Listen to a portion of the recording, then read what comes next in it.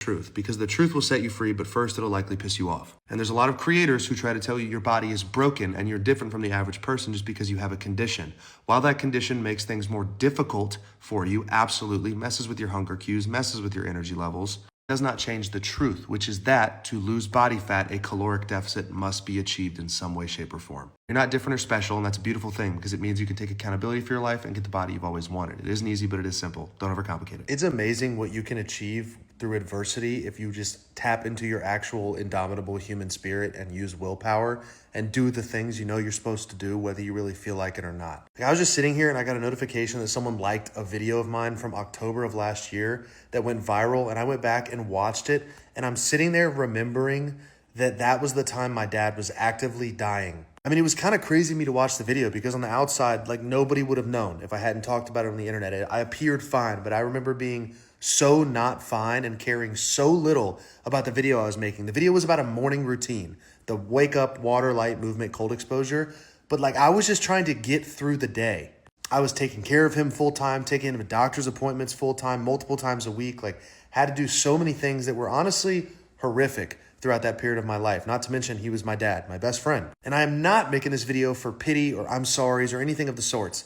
It's a lesson that if you just make the decision like I did, that I still need to create content. I still have people expecting me to show up. No matter what I have going on, I still need to train. Despite going through the hardest time in my life, I still did the things I was supposed to do. And I'm proud that I did that. I gave myself space and time to process negative emotion and be sad and be angry or whatever came up at the time. I did that. But like, you can still keep doing it, man. You can still keep showing up. And if you're going through some shit, I implore you, just keep showing up. Keep doing it. You're going to be so proud that you stuck to the semblance and remnants of your routine in the midst of chaos that made you feel like you. And for me, at the time, it was continuing to create content and continuing to train. I don't know if this video is helpful for anyone, but it was helpful for me. So it isn't easy, but it is simple. Don't overcomplicate it. Welcome back to another episode of the Higher Up Podcast. I'm your host, Michael Smoke.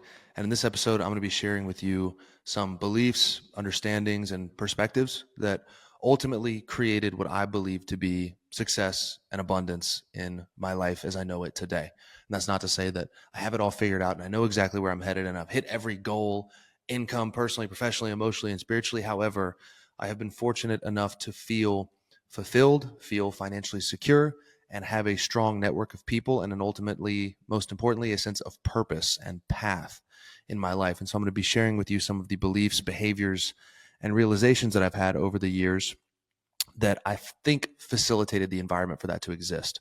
And transparently, I had a bit of a creative block and asked on my TikTok page, what would you guys want to see me talk about today? And some of these relate directly to what an overwhelming majority of the comments said on the TikTok. So this is actually going to be 1, 2, 3, 4, 5, 6. I think I might have said 5 at the beginning. 6 skills and beliefs that I believe created abundance in my life. This is in no particular order. This is in the order that they came up in my mind and on my heart. The first belief skill that changed my life is developing sales skills or an understanding of how the sales process and the psychology of sales works. One of my favorite quotes from Robert Louis Stevenson says, "Everybody lives by selling something." It doesn't matter what you are, who you are, what you do, where you do it. You are selling yourself every single day. You are selling a product, some of you in your profession. It doesn't matter if it's dating, corporate life, trying to fit into friend groups. You are in sales in everything that you do.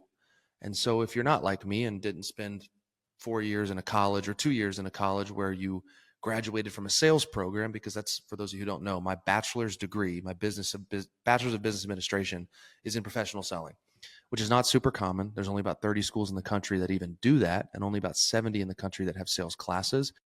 It changed my life. Like, it is one of the best decisions I ever made in my entire adult life because it taught me real life skills.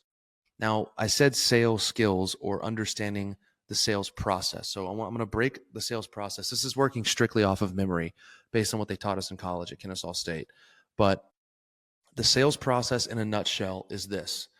And this is how it used to appear on a rubric that we were graded on, because we used to do mock sales call role plays and we would be graded on our ability to go through a sales process. So all of the sales training books have developed different vernacular and terminologies to ultimately get to the same thing, which is that every sale boils down to this process. And in the beginning, you have the introduction and building rapport. That's forming a connection with the prospect. That's the banter, the light conversation, the getting to know each other. Where are you from? How's your wife and kids? Oh, you played football at Georgia. That's great. I'm a Dogs fan. That sort of banter that exists in the beginning of the process in a sale. And then you have the background questions or the current state questions, which is understanding where you're at now. Like, where are you currently? What are you doing right now? In the sales world, that would be, what are your current business systems? What are your current partnerships in place? And then you have the needs identification or the challenge questions, which is, here's the current state.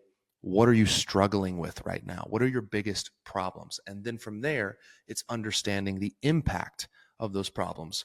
How are those problems negatively impacting the business? Are they keeping you up at night? Are they straining your marriage? Are they straining your company? Really getting deep and digging into the pain of why you're in the meeting to ultimately, hopefully, fulfill a sale if you're a fit for them and they're a fit for you. From there, you have needs payoff, which is, hey, based on what you've told me, summarize. In college, it would have summarize, prioritize. So summarize what they said to you, figure out what the most important problem is, and then say, based on what you've shared with me, I think that we might have a solution that's a fit for you. And then you give a sales presentation. This is all very condensed and very academic. It's not always like this in real life.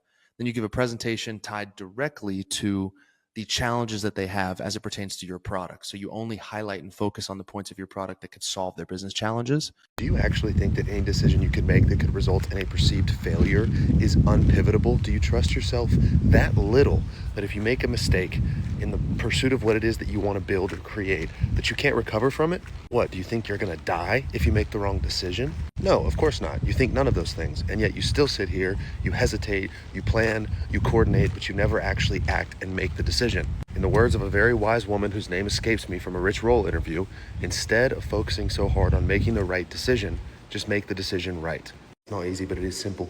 Don't overcomplicate it.